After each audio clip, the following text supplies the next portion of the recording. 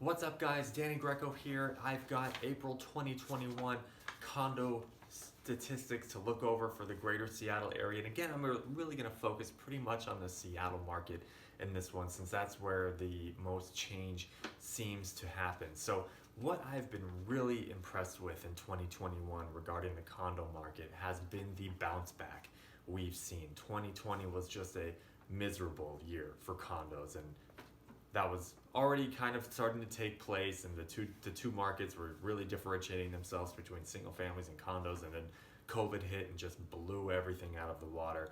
But I've been really impressed with how the condo market has bounced back.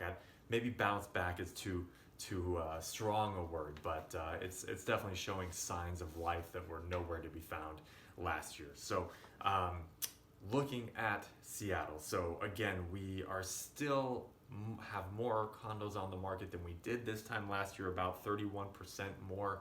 However, compared to April of last year, we saw 183% more condos under contract and 120% more condos sold. Now, what's interesting to start seeing these year-over-year trends were obviously April of 2020, we were right in the beginning of the pandemic and the shutdown. So it's not surprising to see there are far more homes selling when people weren't even leaving their house. So I'm not really taking those numbers to the bank and declaring on the streets that we've beaten COVID and we can start returning to these urban centers and buying condos and everything's back to normal. That's not what this is to suggest. But we were flat from a year-over-year standpoint on median home price, median home sale. That was about 490,000. What is that was about a 4% increase actually year over year. Sorry, flat from the month prior. What has actually been very encouraging on the condo market has been the decreasing inventory, and we are now at about 1.7 months of supply for the entire condo market.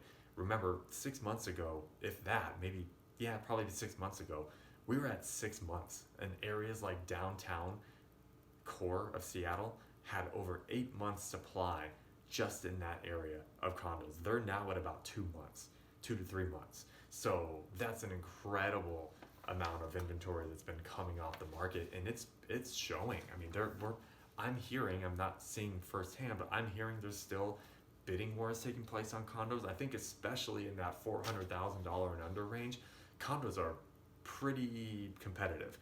Once you get maybe above 500, but certainly above 600 or so, I think we definitely see a different market there.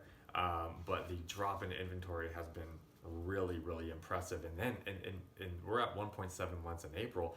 That was coming down from 2 months in March. So we've continued to see this pretty sizable decline month after month, which is odd because typically the beginning of the year is when we bottom out and only begin to gradually incline from there. Instead, we've been seeing just the exact opposite. So it's going to be really interesting to watch as we hit these summer months, which are typically very listing heavy and buyer friendly. Are we going to continue to see decreased levels of inventory, or are we going to kind of plateau and start to go up? I don't know. It's going to be something worth watching, so stay tuned.